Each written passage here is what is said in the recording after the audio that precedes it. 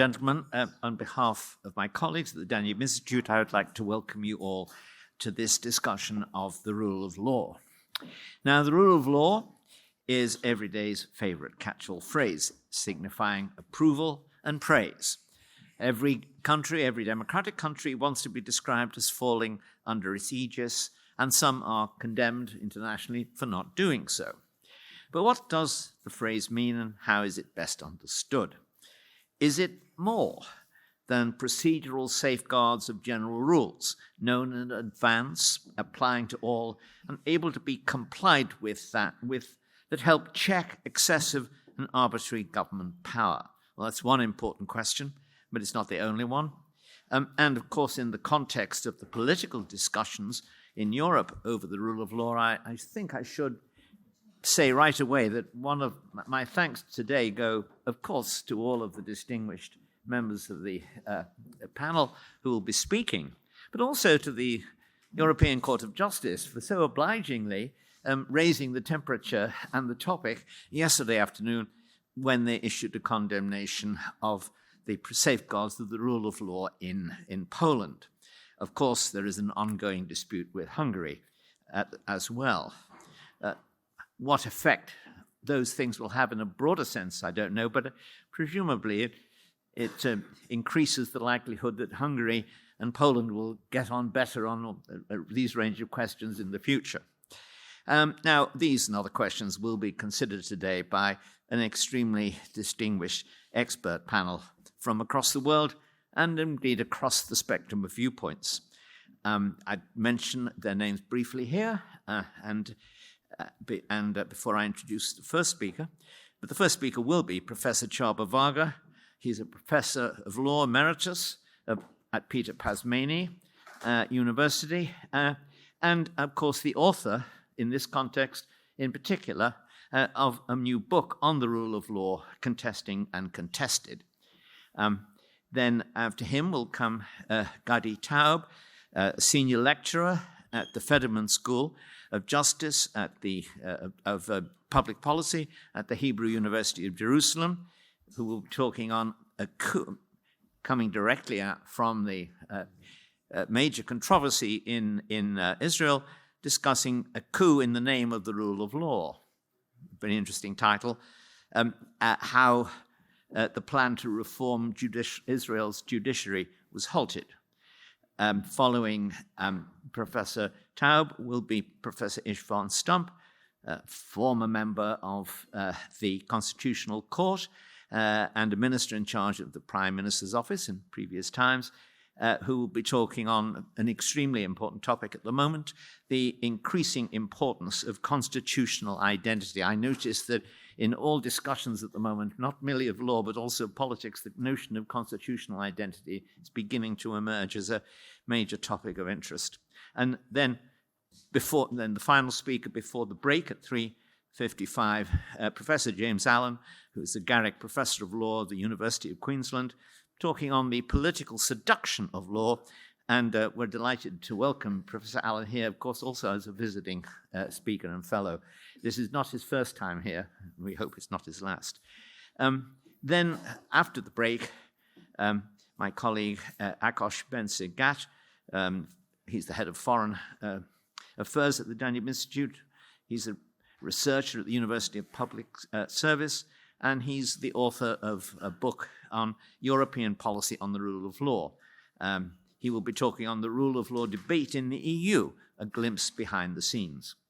And then at 4:35, we will have a general discussion with all the speakers and with you and people in the audience before we go on finally to a dialogue with the State Secretary of State for European Union Affairs, János Boka. So I'd like to thank all of the speakers for being here. I look forward to what they have to say. I think we have a marvelous range of views, and we're discussing this question at a particularly apposite time.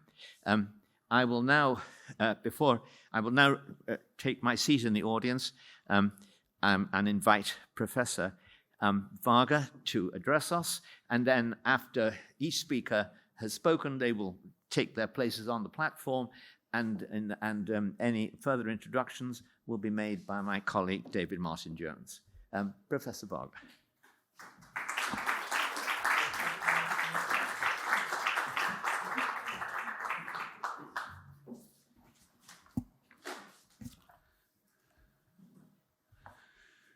Well, Mr. President, ladies and gentlemen, what I am talking about, that's more or less a kind of summary of my book.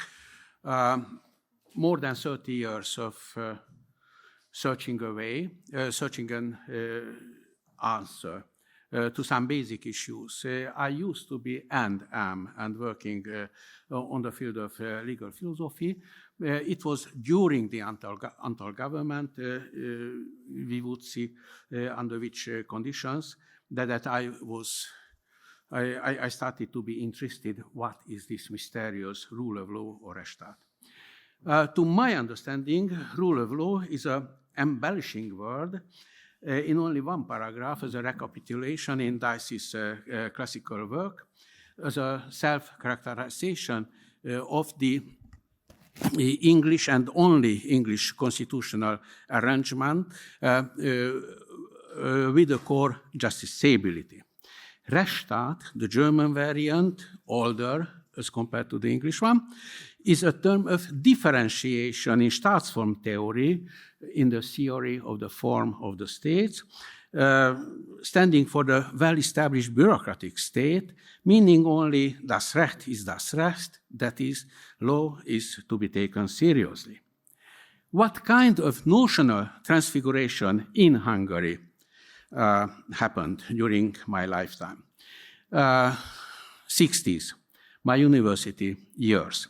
It was nothing but a historical descriptive term for the law's normal functioning, having no scholarly concept, no scholarly treatment, only historical studies, what was the English or German development. In the 80s, it was the key word for criticism of actually existing socialism as the key word for revendication for a system change.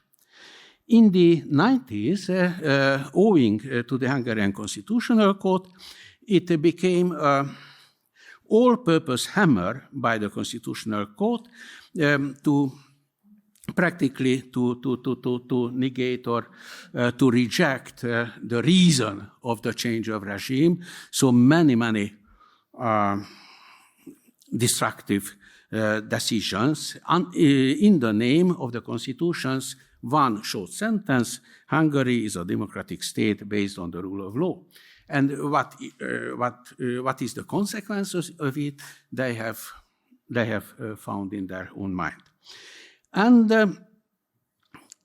according and as a consequence of this, by the 1950s, about the end of the Antal government in Hungary, rule of law became a most negative buzzword in Hungary, standing for a mysterious, uncontrollable power because of this Constitutional Court overactivity. My second point. What was in the West? From zero to infinity. Universal Declaration of Human Rights, 49. Quote, human rights should be protected by the rule of law. This rule of law is not the rule of law we mean. This is another composite expression. There was no matching what is rule of law, Rechtsstaat, état de droit, how to translate one. So they were not interchangeable. I quote in French, il est essentiel, the same phrase, il est essentiel que les droits de l'homme soient protégés par un régime de droit. Here, the second phase, a kind of, in the hot days of Cold War, a kind of competition for the privileged excellence of the West. Chicago World Conference on Rule of Law, Socialist Answer, Warsaw 58, forwarding socialist legality, then recapitulation of the Third World Rule of Law, New Delhi, the next year. Summary. Rule of law notion has become politicized, displaced from law to politics, as nowadays, AIDS policy, international diplomacy, hegemony by world powers. Accordingly, displaced from legal treatment to simply political or power terms ones. Parallel with the notion of shaming and blackmailing. I quote a French author of international law from some years ago, quote, "International relations, some states often deny the legal status of others, stigmatizing their practices or even their culture. Such acts of deliberate humiliation at the diplomatic level are common occurrences in modern diplomacy. Today, the effect of such acts of humiliation is to reveal the international system's limits and its lack of diplomatic effectiveness. These actions appear to be the result of a botched mixture of a colonial past, a failed decolonization, mistaken vision of globalization, and a very dangerous post-bipolar reconstruction." If I'm just watching the Google system, the word use increased since World War II for the English terms 35 times, for the German term 9 times, with a common fallacy of all human sciences, including legal history and comparative law, that the terms are continued, but their meaning is transubstantiated in the meantime. This applies for both the notion of human rights and rule of law equally. My third point, what's the recent state? For the European Union rule of law, only one quote, "Shielding their law from potential internal and external contestation, this is precisely the opposite of what the classical understanding of the rule of law would imply." Very interesting aspect, what a military command should do with the rule of law, she is expected to comply with. In a combat situation, an operation commander, it is a dozen of American textbooks of military law I consulted, she must remember this textbook, claims one textbook, very fresh, from which she has once learned that, quote, "the difficulty may well be in knowing what to read rather than in finding something to read." So the textbook itself has no guidance. You have to, in a combat moment, and then military lawyers will have years to decide what's about you. Fine.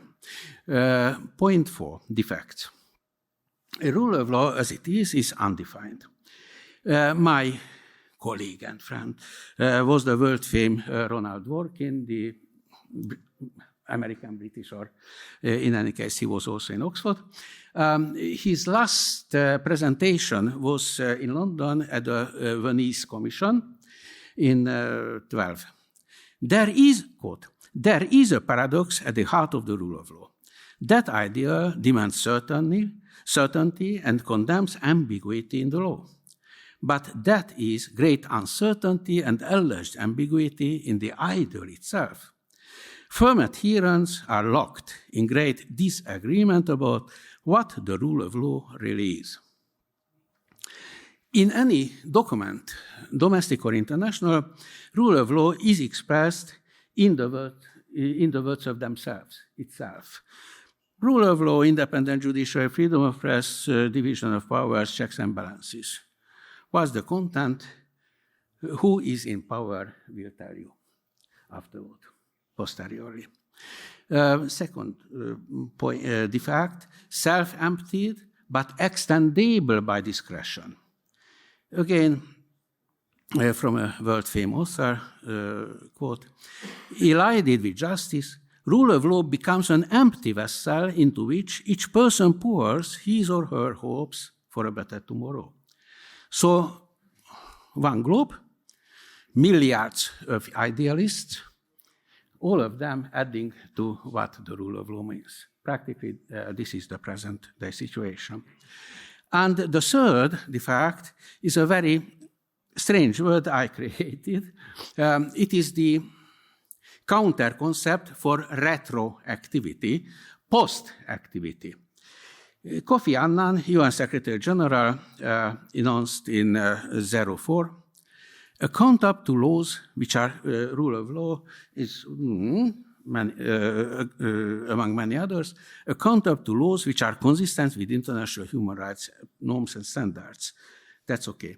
But this is the root of the debate between Brussels and Budapest. That we agree this year, we agree, let's say, 10 years ago, upon something, and now they are revendicating what they now do think about rule of law, including everything Orban's government is against. Retro and post-activation. The nature. What is my time?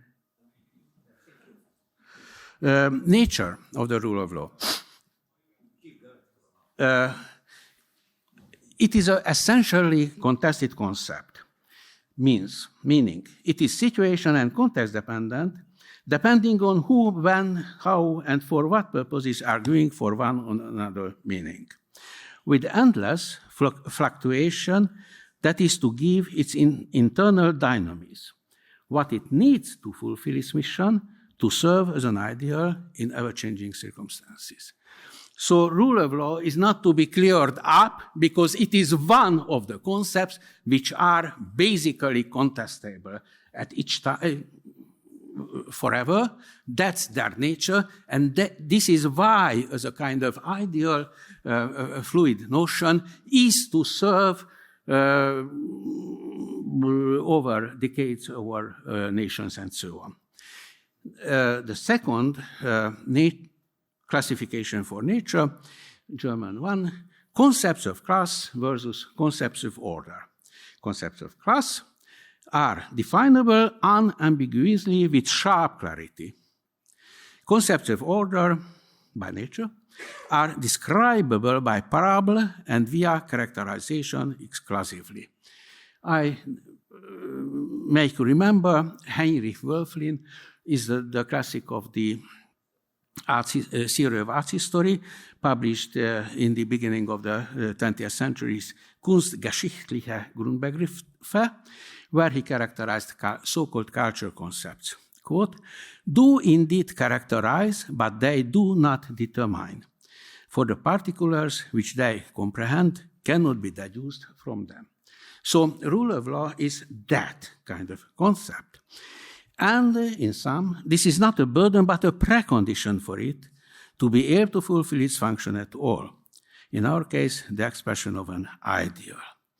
Again, a quote, it is nothing to be solved. So again, not to be cleared up further because it cannot by nature, but it is essential, so it is, to the very purpose. As to the content, it used to be a descriptive term for classificatory purpose by lawyers. Cold War, politicized. Now it is a normative expectation, a prescription. Complete change of function by political blackmailers. So from one profession to another, I don't know, political blackmailing is a profession or what's that? It is to stand for an ideal. Quote, une aspiration qui ne sera jamais pleinement satisfaite. That is, it is a kind of ideal which can be approached to, but never fulfilled, never performed. Because rule of law covers a number of values, number of interests, and so on, which are compete with another, so that the fulfillment of anyone would destroy the others. Accordingly, as against the opinion of the European Parliament, whether rule of law or not in a country and so on, it cannot be answered by a simple yes or no. It is a very complicated issue. Western scholars, not we from the East, are claiming that rule of law nowadays is a cloak standing for something else. Most of them claim that stands for democracy, human rights, or liberalism. Another part would say that it masks extension of the whole Western civilizations. In any case, it is a Western concept, meaning that it cannot be transported from beyond the Western culture. Otherwise, it would require the transplant the whole social complexity of the West into the target country. Theologically reconstrued. For me, the leading position is the one, well, I'm Catholic and professor of a Catholic university, but not for that. Pope John Paul II. Two kinds of values, foundational and instrumental, according to him. Foundational is human dignity, as being image of God. Instrumental, what are to serve the foundational? Accordingly, democracy, parliamentarism, human rights, rule of law. All of our sanctified values are not values eo ipso per se, but only insofar as long as they serve the core value. In my own legal philosopher, I am my own ontological foundation is that rule of law is basically the expression of the civilizational self-ennoblement of man on the field of law, inspired by hic et nunc responses to challenges, always varying according to challenges, in individual countries or at given periods of time. If generalized or universalized, it is by posterior mutual learning. So it is okay, but it is a particular concept, by far not universalizable. A small quote: human rights do not prescribe national suicide. Supreme Court of Israel Justice Asher Grunis expressed so in just 10 years ago, claiming that national survival is to be taken seriously. It was preceded for us, for Fidesz in perhaps 89, when Fidesz organized the English-American meeting on rule of law. And John Finnis, a Catholic from Oxford, now he's in Notre Dame, a bit elderly as compared to me, had a fantastic manifestation. Gentlemen, from the vast literature on the bookshelves, half a kilometer, there is no message for you. There is one message in one of my books. One short sentence. The rule of law is not to serve as a collective pact of suicide. So the main expression is that law is serving man and not vice versa. Rule of law from the perspective of law, whether rule of law is an operative concept in law or not. No, it is not. It has never been.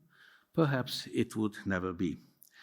If rule of law is to be taken as a standard, then it must be able to measure actual facts against a normative criterion, and to do so, it must first determine the facts required by that standard. That is, lawyerly expressing, those facts that may constitute a case in law.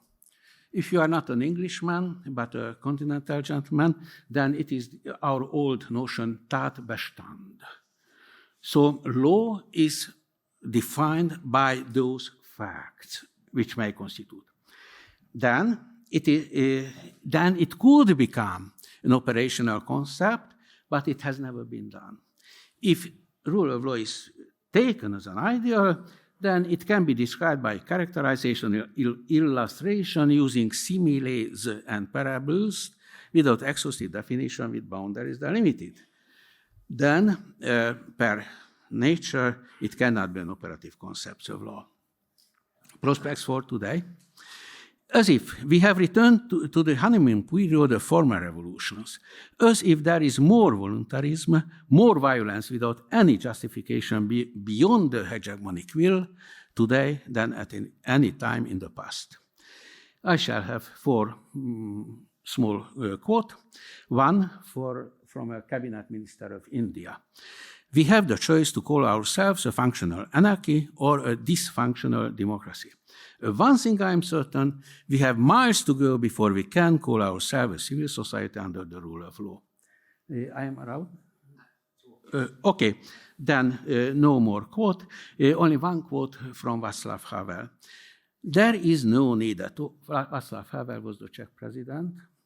There is no need at all for different people, religions, and cultures to adapt or conform to one another. I think we help one another best if we make no pretenses, remain ourselves, and simply respect and honor one another just as we are. Accordingly, my full description of the rule of law is somewhat to show that, sorry to say, that the American social science, especially jurisprudence, is somewhat somewhat antiquated. It is simply, in a sense, ridiculous from a continental point of view, namely the point that it is huge debates. When I was at the Yale Law School decades ago, all the time, sociologists against lawyers and so on, the Americans tend to, world powers, perhaps British as well, but British are more limited in that, a mechanical view of society. Elements, standard parts are freely interchangeable. So all this kind of the universalization of rule of law and the global world model and so on, I guess that this is more specifically American view than an idealist, globalist view, simply. Thank you so much.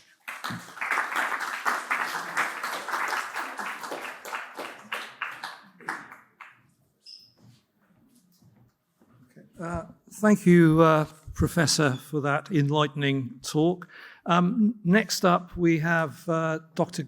Gadi Taub from the Federman School of Public Policy at the Hebrew University of Jerusalem, who's going to enlighten us about the way in which the Israeli judiciary halted its reform, I think. Look forward to hearing from you. And we'd like to ask the speakers to confine themselves to the regulatory time, if possible.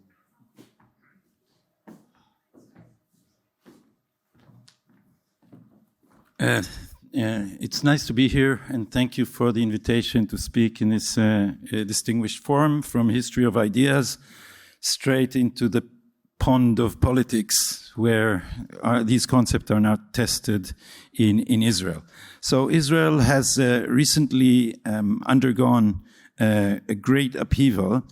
The reason was a reform that the Netanyahu government put forth, the aim of which was to limit the power of the Supreme Court.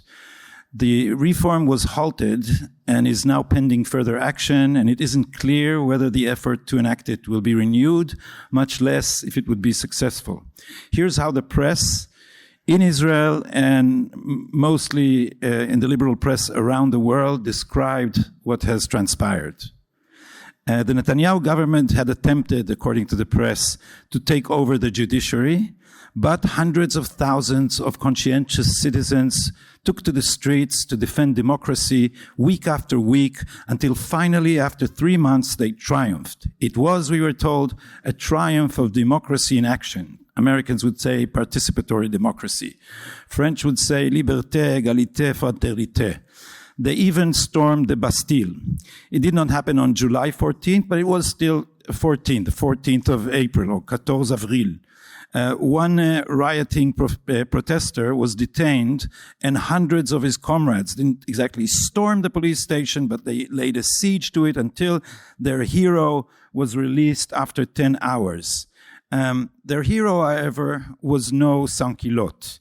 His name is Dan Ornstein, and he's the CEO of Champion Motors, Israel's largest Volkswagen Audi dealership. And this is not an incidental fact. The anti-reform movement is not a popular movement to save democracy. It is a massive, well-organized political campaign of all sectors of Israel's elite. And what they rose up to defend is not democracy. It is their privileged position above electoral politics. In fact, they were out to prevent the democratization of Israel's peculiar oligarchic structure. They were defending their undemocratic rule. Israel, I'm sorry to tell you, is no longer a democracy, and it hasn't been that for quite some time now. If sovereignty is the final authority of decision, then in Israel it lies with the Supreme Court, which has usurped this authority in all matters whatsoever: judicial, legislative, economic, cultural, immigration policy, even to a large extent security and international relations. This is a very strange arrangement, the very opposite of the rule of law, and if you come from the outside, it needs a little fleshing out. Structurally, there is no check or balance against the power of the Supreme Court of Israel, and there is no defined limit to its authority. In its own understanding, there is nothing above it. It can intervene in executive decisions, it can strike down legislation, it can retroactively change contracts, it can intervene in international agreements, it can cancel civil service and even governmental appointments, ministerial appointments. And it can also, as it recently declared, outrageously, annul the results of a legal election. Thankfully, as it explained in its decision, that can only come about in rare and extreme cases. Although, of course, the court will decide what is considered rare and extreme. The court has also ushered a postmodern theory of legal interpretation, which allows it to interpret laws even in direct contradiction to their language, based on the idea that the law is always evolving. And it is up to the judge to determine what the proper intention of the law should have been in a given and always changing social context. As a result, the rule of law has been replaced by the whim of judges. If this isn't enough, the court also holds veto power over the appointment of its own associates, thus ensuring that its political DNA, progressive and leftist, will be perpetuated ad infinitum. And this, mind you, is only the visible tip of the iceberg. In Israel, there is an all-powerful attorney general who is also the legal counsel to the executive, which means he serves as both the defense and the prosecution lawyer vis-à-vis the cabinet ministers. Based on a warped theory of his own role, the council's legal advice is not advice. It is more like a command. The government is obliged to obey it. There are also legal advisors in the ministries, and they hold veto power over ministerial policy. Strikingly, they can veto policy even when it is legal based on their assessment of whether it is reasonable, i.e., if they like it. They belong to the same social circles as the judges and so serve as their front representatives inside the executive. Given all this, it is a miracle that an Israeli prime minister can do anything at all. We are a democracy by name only. In fact, we are a juristocracy. Israel's great dean of social sciences, he's a leftist, by the way, Professor Shlomo Avineri, called Israel a bagatzokratia. This is a Hebrew term hard to translate. Bagatz is the acronym, Bet Din Gavoa Letzedek, of the High Court of Justice. And so when you made this into an acronym and then add aristocracy, so basically it translates as juristocracy. And I'm bringing this quote because before this fight of the reform started, Shlomo Avineri represented the opinion of most scholars, left and right. Since the court is heavily left-leaning and progressive, Its judges more or less represents the view of Meretz, a progressive party that did not pass the threshold in the last election, the threshold being 3.25% of the vote. The result is that we have a progressive Uber government which rules Israel even when it loses elections, and this is the case almost all the time. We just saw its power because the reform was backed by a majority. A government was actually voted in to do it, and the majority counted for nothing vis-à-vis the all-powerful elite through the government and the Supreme Court. My expertise is American history, so I'll quote the founders. The founders of the United States envisioned the rule of law in this way. They spoke of a government of laws, not a government of men, by which they meant a government which is itself regulated by law. Its officers must obey it and have no authority outside it. This does not mean that it has any rule of law is a democracy or any government of laws is a democracy. A constitutional monarchy can also qualify as a rule of law, though an absolute monarchy cannot, since in an absolute monarchy, the monarch is the source of the law and is above the law. For a while, the court's usurpation of power in Israel kept the pretense that it was the parliament's, the Knesset's, legislation that was its source of authority. It has become its own source of authority after all these years, like an absolute, not like a constitutional monarchy. Israel has no constitution, but it has basic laws, not to be confused with the Hungarian concept of fundamental laws nor cardinal laws. Our basic laws were turned retroactively into a constitution by the court. This is the only time in known history where a court gave a country a constitution. So it unilaterally declared that these laws are from now on our constitutions. This was 1995, and that henceforth it holds the power, based on these basic laws, of judicial review, and it can strike down legislation. But now the court has augmented its power of judicial review to include basic laws, maneuvering gradually to establish its power to strike them down. Based on what, one may ask? Well, based on something the judges call the fundamental principles of the system. The fundamental principles of the system. This may strike Hungarians as familiar from Sólyom's invisible constitution, I guess. In other words, the court has positioned itself above the law, above constitutional laws, and in this way has turned into the normative source of its own authority. The judges are above the law and can decide what the law should be. I actually encountered that. I was involved with a television show. I was involved in the writing, and it ran into some trouble because it was based on a real story, and they sued us. And the production company hired a very expensive law firm. And the lawyer said to us, he said, look, an Israeli court is a casino.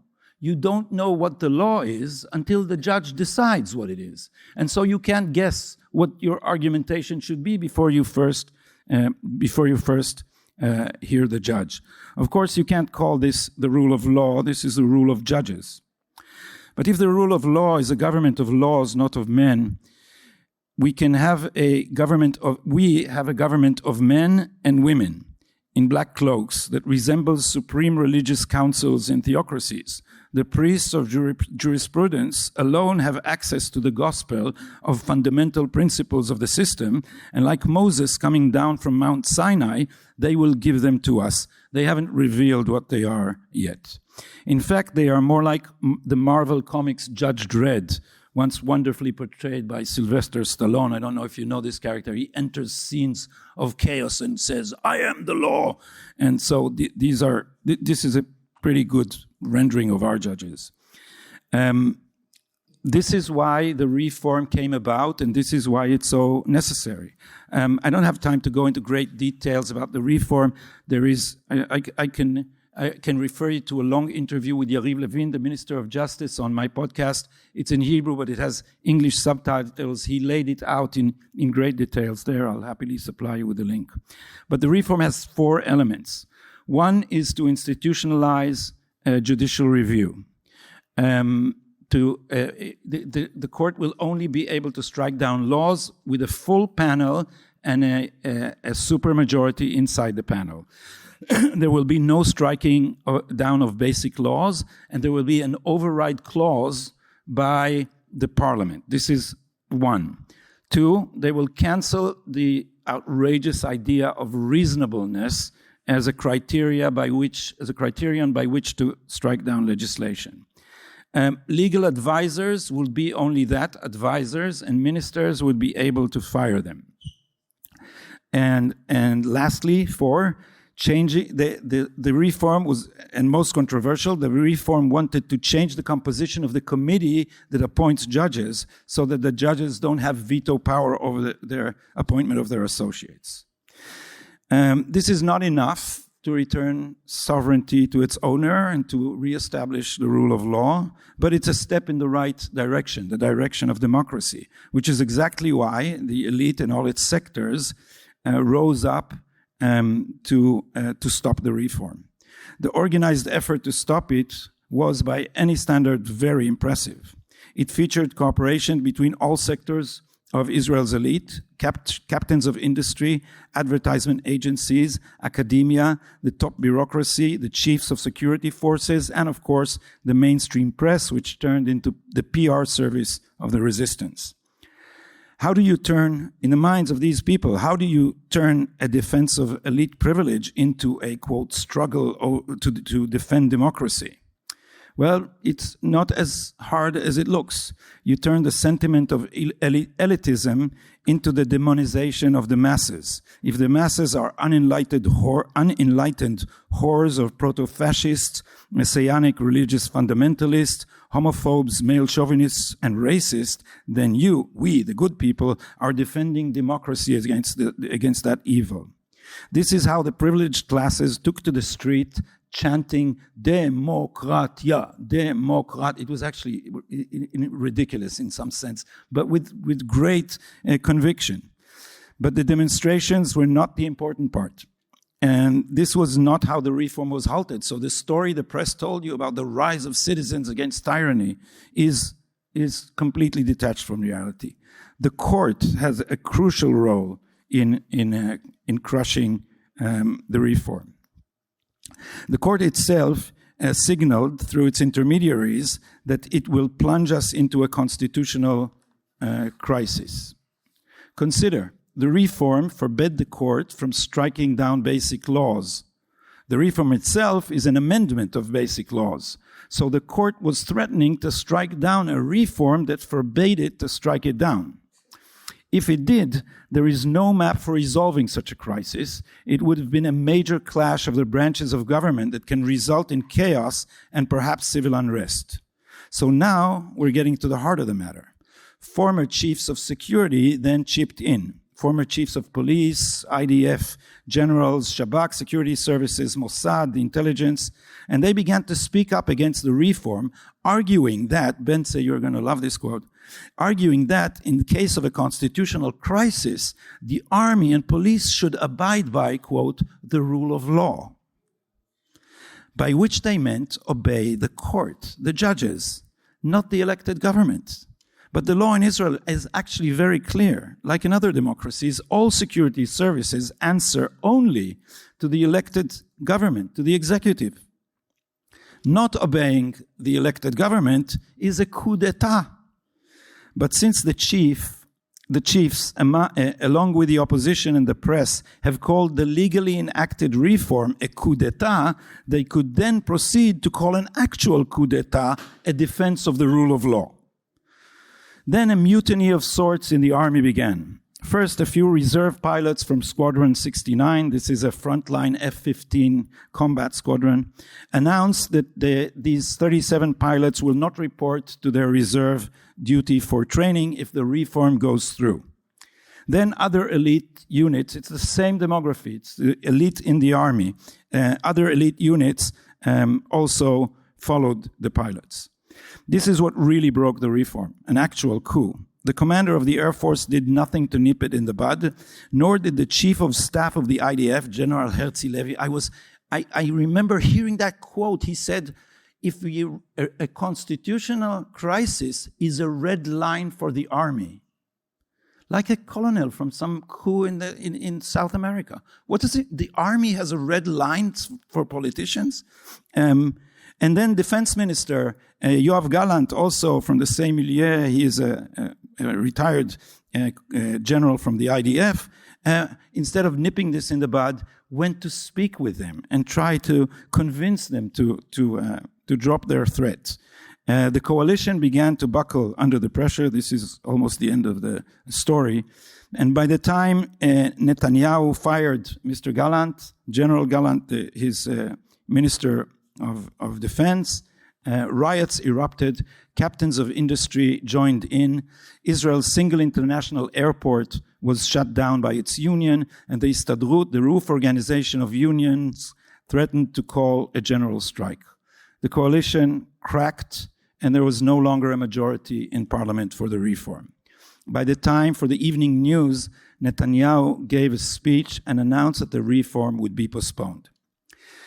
This was not a triumph of democracy, it was a triumph over democracy, and it is still preventing Israel from replacing the rule of judges with what democracies really need, a real rule of law, a government of laws, not of men. Thank you.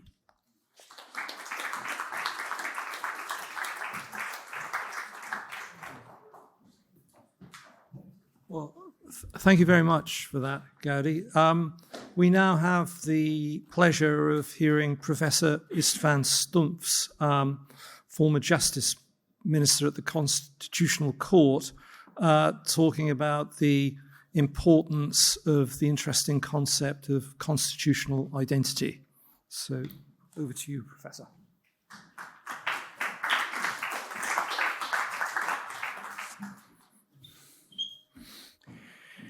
So, Professor Varga Csaba spoke about the role of the Constitutional Court, especially the transition period, the very contradictory things, but it's no question that the first institution, before or in the middle of the system changing, was the Constitutional Court.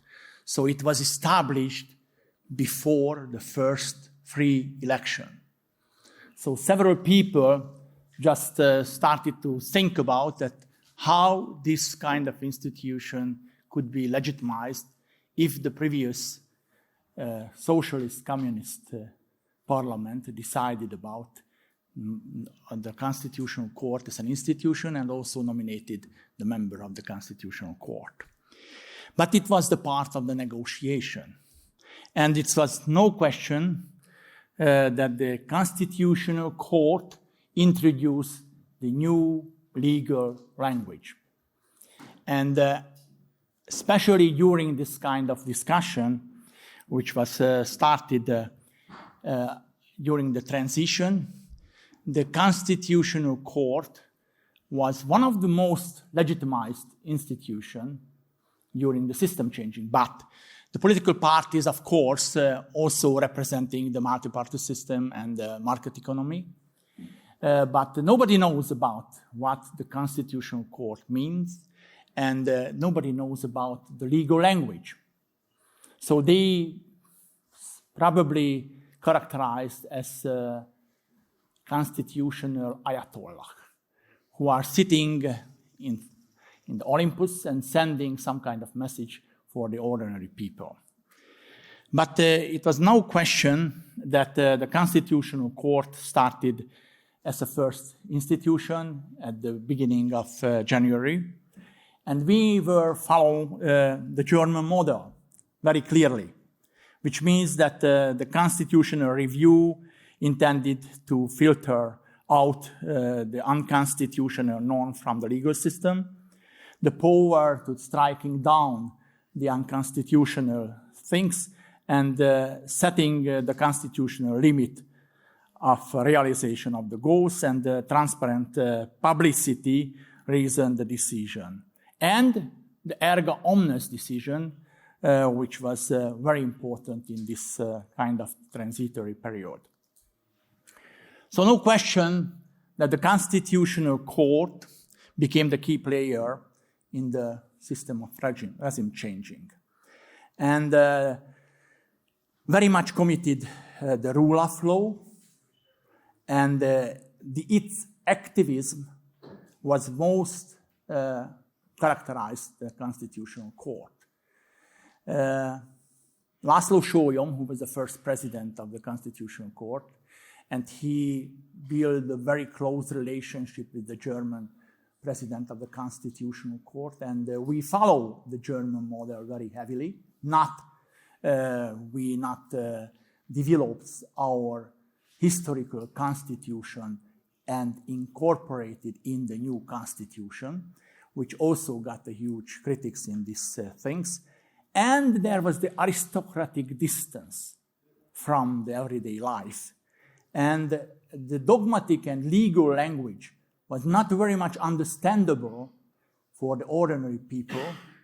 And that was the reason why the Constitutional Court got a very special legitimation and acceptation in this situation. The rule of law revolution with the regime change, it was a contradictory expression, the rule of law revolution. The revolution or the rule of law. So the rule of law very much symbolizing the stability, and the revolution is very much symbolizing the change. And the legality and the legitimacy that the Constitutional Court distinguished between these two expressions, and they declared that the legality and the legal continuity characterized that kind of transition. It got a huge critics from Béla Pokor professor and also Csaba Varga professor. So one of the most important goals of the president of the Constitutional Court was to prevent the principle of the natural law from gaining ground and being the part of the interpretation of the Constitution. But it's no question that the Constitutional Court was the flagship of the legal constitutionality. So we realized the last 40 years that there is a heavy discussion between the legal constitutionality, or legal constitutionalism, and the political constitutionalism. The legal constitutionalism is very much based on the fundamental rights and give much more power to the court. And political constitutionalism is regularly saying that the elected member of the parliament, they has the right to say the final word, not the Constitutional Court or not the court. So that's a discussion also continuing until the Fidesz got the two-thirds majority and introduced some kind of totally new concept of the constitutionalism. But at that time, I think the early 80s, the development, this basic category, the rule of law, very much elaborating of the legislative requirements. So that was the very interesting situation. So the debate after the election of 2010 was around the Constitutional Court's responsibility and situation in the new system. The two-thirds majority means that the parliament has got the constitutional modificating power or amendment power with the two-thirds majority. There was no question that the final word, in this case, when the parliament has got the two-thirds majority, the final word in the case of the parliament. So the negotiation about how could we rethink the liberal doctrine of the rule of law was under preparation, and without activism, we had to follow that kind of normative approach, a textualist approach. Antonin Scalia, who was the founder and the father of the originalism and the textualism, and several other people tried to follow in the Hungarian way what the textualism meaning, that after the new fundamental law, the majority of the Constitutional Court started to follow the real norm, the real rule. And that was the second constitutional revolution, which replaced the invisible constitution with the visible constitution, the fundamental constitution. So it was the great transformation of the whole Hungarian public sector, the public legal structure, not just the structure, but the whole legal system as well. So the fundamental law already in this name was intended to symbolize the break with the system that based on the pacts of the old elite. No compromise, does not accept the repeal of the historical constitution, and considers that the families, communities sustaining the role of the importance, and does not give up the idea reuniting the nation without border changing. These were the most important goals of this kind of so-called second revolution. The preamble played a very important role to break with the former constitutional ideology and introducing some kind of much more visible relationship with the past and build the future. So the fundamental law, it's very much summarizing that. This is the catalogue of the charters of the fundamental rights, the community-based regulation, obligation of the citizens, not just the right of the citizens, the criterion of the compliance with the common good and the common sense, which is the new phenomenon of the whole constitutional regulation, and the criterion of the serve of the moral and economic purpose, strengthening the role of the state, the limits of the alienation of the national wealth, and the public burden bearing the pension rules.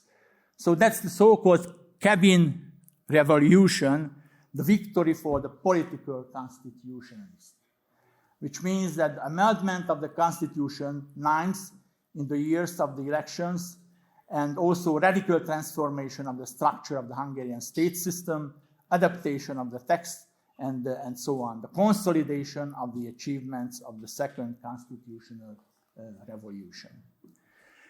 The constitutional paradigm shifts quite clearly. The constitutional court at the basis of the national sovereignty and the constitutional identity. Everybody knows that there is the huge fighting in Europe against the sovereignist and the federalist. And there is one of the most important questions. If the European norm conflicting the national constitution, who is going to say the final word? The European court or the national constitutional court? I am sovereignist, and I am very much saying that if the constitution is being the part of the game, the national constitutional court has the right to say the final word when this kind of norms conflicting each other.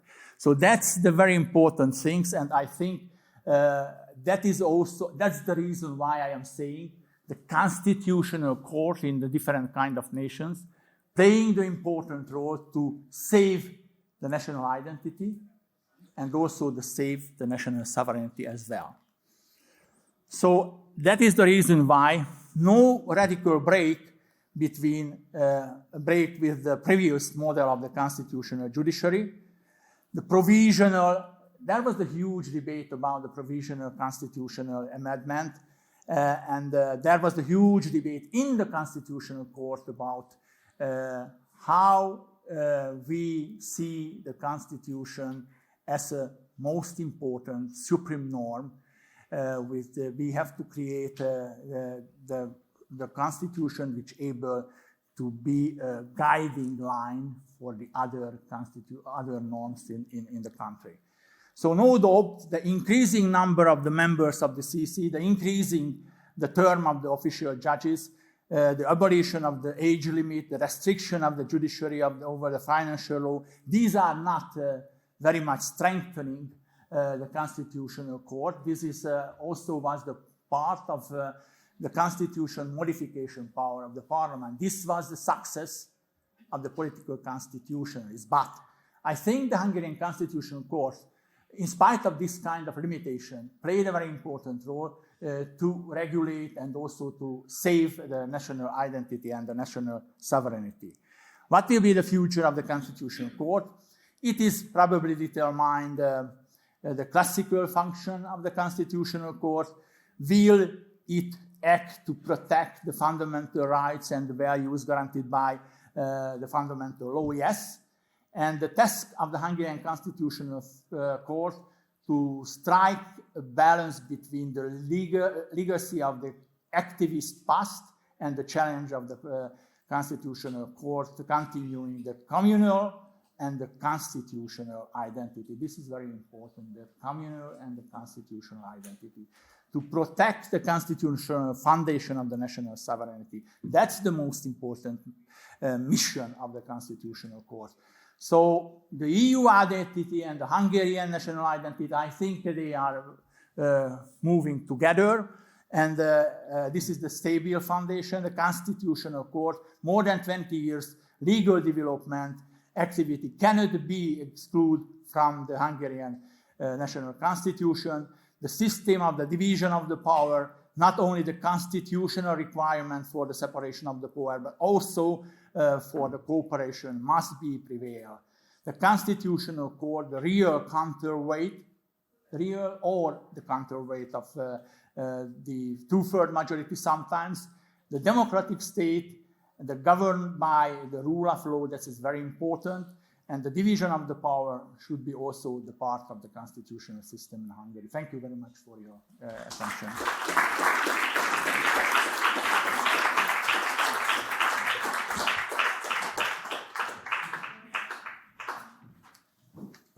Thank you, Professor Stumpf, for that very clear exposition of constitutional identity.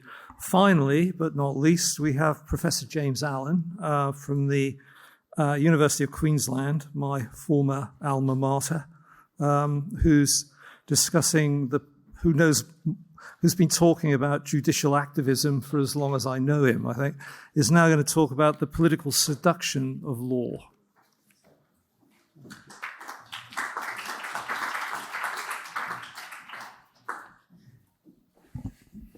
Well, thank you very much for that kind introduction. Not my first visit to Budapest, so let me start by saying how much I enjoy this beautiful city.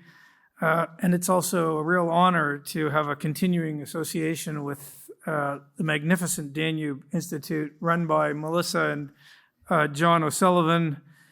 You know, one of the remarkable features of contemporary life for a conservative academic. So I'm in the English-speaking world, and I'm right-of-center person, and I know this is true across the Anglosphere. I leave it to people in the audience to decide the extent to which it applies in continental Europe and here in Hungary. But one of the remarkable things is that someone who holds views that were uncontentiously centrist 40, 45 years ago, today you'll often be labeled far-right, extremist, pick your favorite term of abuse. So just to be clear, before I start on the substantive part, if you lined up my views with those of, let's pick a Democrat, John F. Kennedy, about such things as, firstly, the need for strong national defense and military spending in a dangerous Hobbesian world. Secondly, the benefit of low taxes. Thirdly, the primacy of the individual and the core notion of equal citizenship, and so against group rights and illiberal identity politics and the sort of woke notions that flow from those commitments. Fourthly, sane notions that accept the reality of, say, biological differences that are imposed by the external causal world. And I think as an aside, we all know that John F. Kennedy could tell us what a woman is. Fifthly, that flow from capitalism and competition and how that creates wealth. And sixthly, that it's a quality of opportunity that matters and not a quality of outcome. Well, I don't think actually you could put a piece of paper between my views and those of the Democrat president, John F. Kennedy. John F. Kennedy would probably have a different view than I do about how frequently to have hookers visit the White House. But on all those other 6 points, you can't put a piece of paper between us. And yet, holding those views today makes you, in the Anglosphere academic world, a hard-right person or an extremist. Again, it's remarkable, but I think it's worth noting that to start. And a corollary is that we conservatives need to do more to stand up for what are just basically sane centrist views.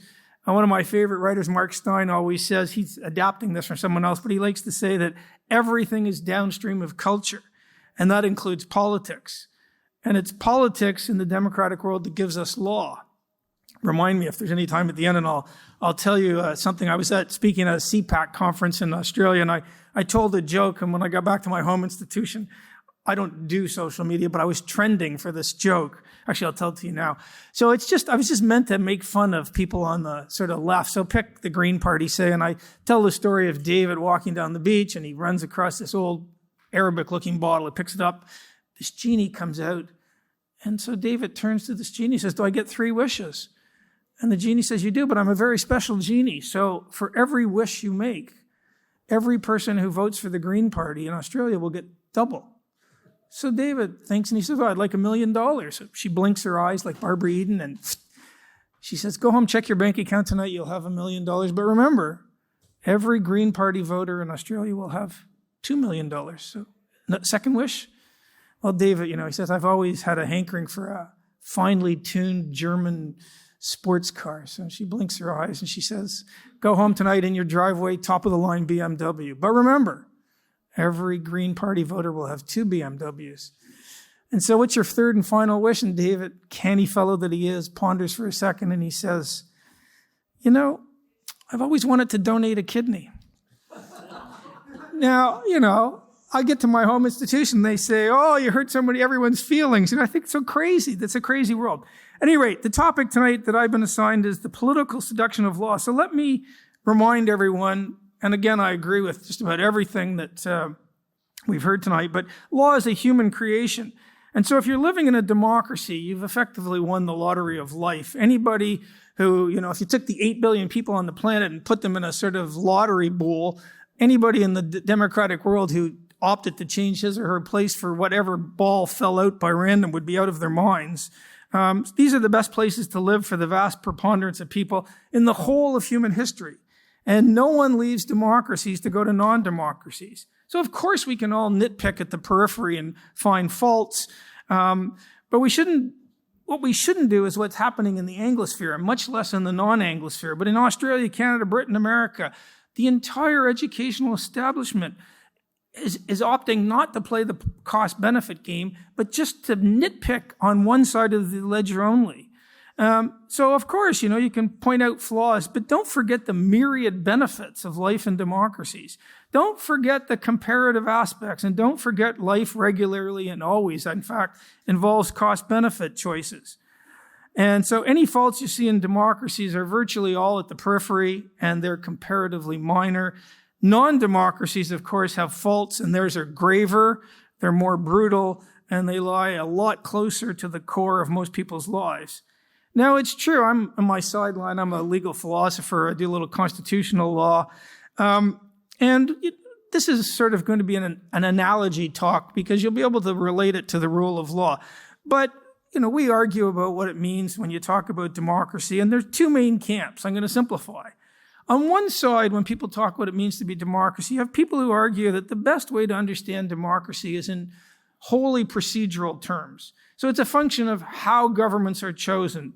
Count everyone equally, give everyone over 18 years of age an equal potential say, and make sure it's uncoerced and unmanipulated, takes place via a secret ballot. And the government that those voters choose is a democratic one. You might not like everything it does, but it's a democratic one. So it's all about how you choose the government. Now that's the old-fashioned, traditional sense of democracy. And you can think of it as the thin sense, right? It's a procedural sense. So it's a procedural account, and it keeps the moral overlay to a bare minimum. On the other hand, and this is a newer sense, different conception of democracy. This competing conception is a lot more substantive. It's a lot fatter. It's morally pregnant. So on this second view, there's this nominal commitment to the procedural understanding, but it's only really nominal. But on top of that, there's this substantive moral test, and it's built into what being a democracy is said to require. So governments, not only, you look quickly at the procedural thing, but they also have to meet certain substantive moral commitments. So their laws have to be sufficiently rights-respecting, say, or sufficiently morally good. And so on this second view, to win the label democracy, it's not good enough to say how a government's been chosen or to note that it passed the procedural hurdle. It also has to exceed or surpass some moral, substantive moral test. So its laws have to be judged to be sufficiently rights-respecting or sufficiently morally good. And of course, you can translate exactly what I've just said into the whole rule of law debate, right? Do you want to understand the rule of law in procedural terms, where you ask how questions?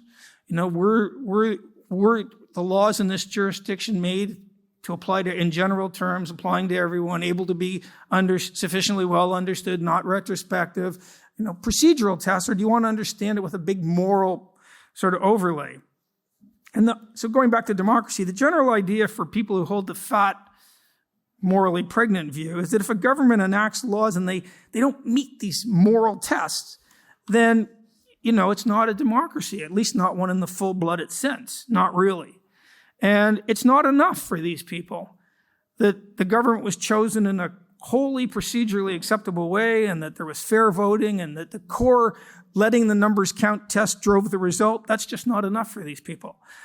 There's a sort of lurking substantive moral test in the background.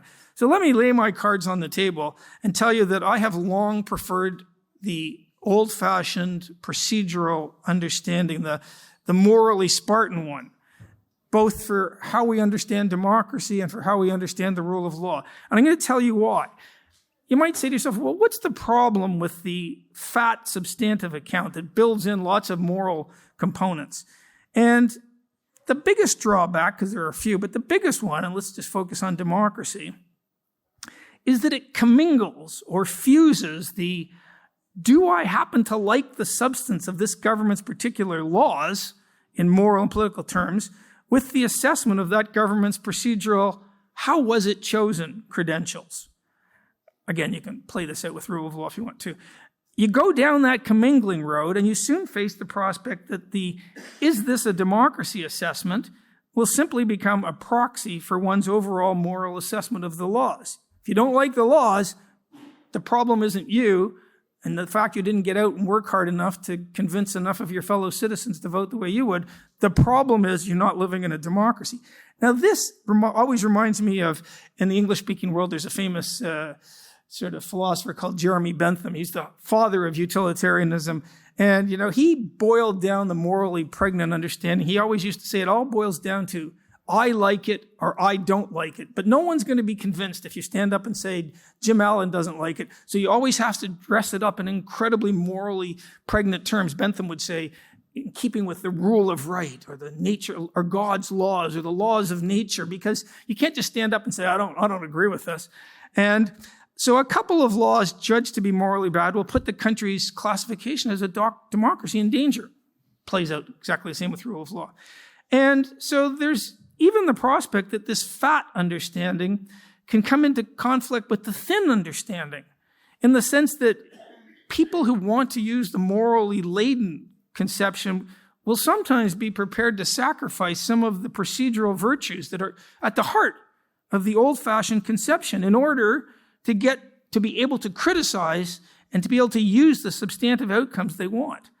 They'll be prepared to make that trade-off in the name of condemning substantive laws that they happen to believe are wrong-headed. So again, this is a danger and a problem. And the main reason it's a problem is nice, smart, reasonable people you'd go out for a beer with, don't always agree about moral issues, right? And so if you're in the game of labeling democracy or rule of law what is morally pregnant, using it as an all-inclusive term of moral and political approval, you've got a problem. The laws you like or dislike becomes one that goes some way to determining whether you fit within the aegis of those sort of terms. Of course, let me say it again. The irony is that when some group of people make such all-inclusive judgments, other people will make different judgments. And so for me, when you separate the procedural and moral assessment, you're in a better position. Because you'll always have to remember, there's people just as morally, let me put it this way. What are the odds that after 3.7 billion years of life on Earth, that you happen to be the pinnacle of moral evolution? And that your moral antennae vibrate at just the godly frequency? The odds are pretty low. Now, we all think we're morally right. But how do you account for moral difference? And here's the modern trend.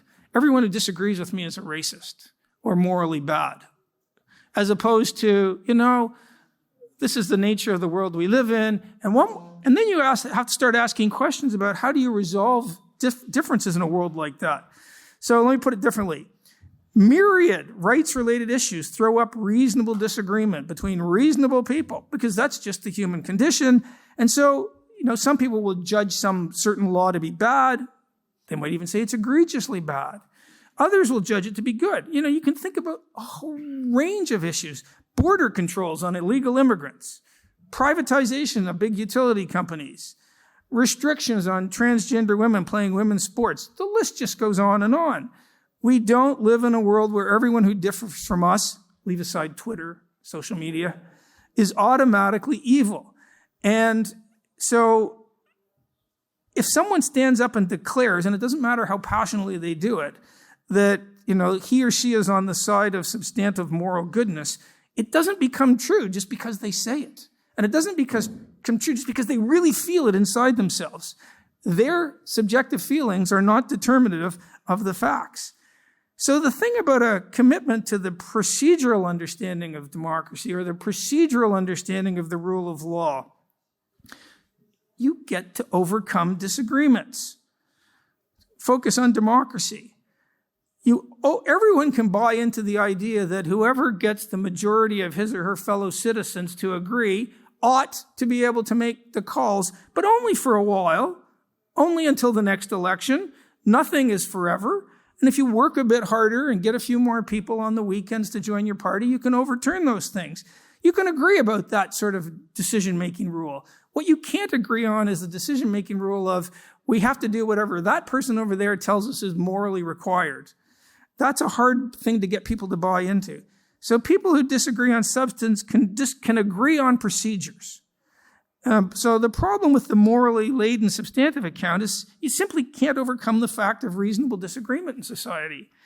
And so, of course, everyone wants to be on the side of this label democracy, or everyone wants to be on the side of the label rule of law. And no doubt this fat account, this morally pregnant account, becomes a very useful rhetorical tool. But once you forsake the purely procedural, which allows you to cut across the political and moral divide, this morally laden understanding, it's in real danger of lapsing into little more than a political tool that allows you to, beat your political opponents over the head. It's a handy tool, but it's just a political tool all the same, because fat, substantive, moral, and rights-related claims do not become self-certifyingly correct because the person on the high court says so, or the person who's had a nice, expensive education and gone to Yale says so. And in fact, as an aside, if you look at some of the sort of worst inroads on our civil liberties in 300 years through the lockdown, some of the best educated people made the most rights-infringing calls we have seen. But leaving that aside, if the system is not delivering the results you want, you think a majority of your fellow citizens have it wrong, they're deplorable. It can help to sidestep that count us all equally and vote decision-making process by calling in aid this morally bloated understanding of democracy, of the rule of law. And despite the obvious attractions of being able to say, this is the better way in my view. You're just in a better position to be able to say, this is a democracy, but from time to time it does things that I think are morally deficient. Well, that's inevitable.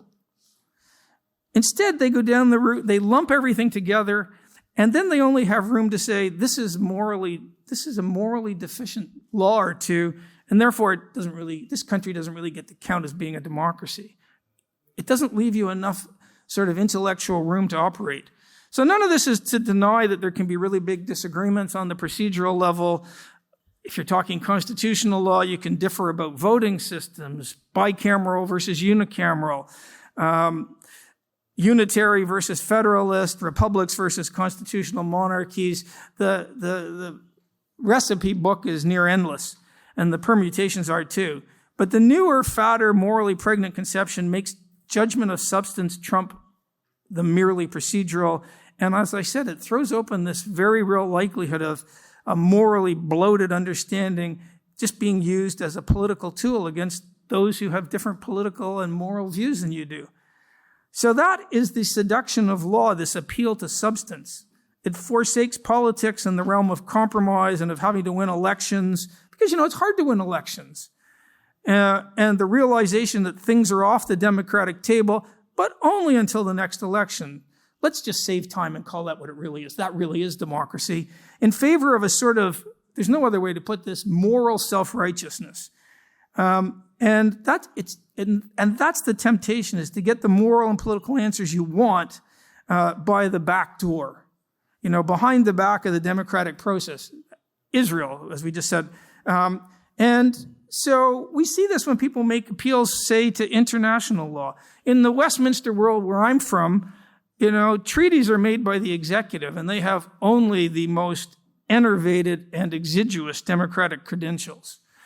Meanwhile, customary international law, it really hasn't got a democratic bone in its entire body, if you're being honest. It's hard to imagine a more elitist, top-down way of making law. So we see this seduction, too, when we notice that at least in the common law world, the last 3 decades have seen an incredible increase in judicial power. Go and read Rand Herschel. He documents all of this. I've got a book out last year, The Age of Foolishness. It's been a bugbear of mine for decades. Look at Britain's top court. No written constitution, only a statutory Bill of Rights. And what has it done with the statutory rights? It's got no striking down power, but it's used the statutory Bill of Rights to become incredibly powerful, to the point where some academics say it's as powerful as the U.S. Supreme Court. Or look at the 2 Brexit decisions from the UK Supreme Court. They never would have happened 30 years ago. They were a disgrace, right? And done with this appearance. Every single member of the court was a Remainer, and they were taking out the feet of a government that had just won an election, and specifically on a Brexit Leave platform. Or look at Canada's top judges, where I'm a native Canadian. Since 1982, when they inserted a Charter of Rights, they've just become even more powerful and make more social policy decisions than the U.S. Supreme Court. And before 1982, they were the most interpretively conservative judges in the common law world. So these are all trends on variation. I'll finish by just commenting on Professor Taub and Israel, because, he's right. I suppose if there were a gentleman or a lady from India in the crowd, you might get an argument from the Indians about whether their Supreme Court is more completely off the rails in terms of overriding democratic governments than Israel's, but certainly in the top 2, right? And what happens is people get seduced by a sort of souped-up, substantive understanding of law, and they infuse it with all sorts of human rights claims. But remember, human rights claims are very amorphous, and they're always sold at the level of, the sort of Olympian height level, where you say, who's in favor of free speech? And everyone puts his or her hand up, right? Even the guy in the back with the brown shirt and the little mustache puts his hand up. But when you ask people specific questions, like questions related to hate speech laws or questions related to campaign finance, you get no agreement. And so calling in aid this morally pregnant idea of human rights, all it does is sort of avoid the problem of reasonable disagreement. Remember, at least in the Anglosphere, often the judiciary is deciding these highly contentious issues 5-4 or 4-3. If one of the judges had got into an accident on the way to the court, your timeless fundamental rights would have been the exact opposite. That's, you got to remember, because one of the things I love to point out is that the judges decide these issues using the most majoritarian system on the world. They vote. 5 always beats 4. It doesn't matter if the 4 have the most morally beautiful judgments with lots of references to the ICCPR and John Stuart Mill. They lose to the 5 inane, sort of written by the law clerk judgments, because at the end of the day, you always need a procedural rule to decide things. You can never... So the judges themselves have a procedural rule. So at any rate, I'm pretty confident that people in this audience could trace out pretty much the gist of what I've been saying as regards the supranational body, that's known as the EU. And if we're being honest, the democratic credentials of the EU do not measure up to the democratic credentials of any nation state. They just don't. But at any rate, I think I better leave it there. Again, let me just finish again by thanking everyone. And it's just such a treat to be able to come back to Hungary, and especially with the Danube Institute. So thank you.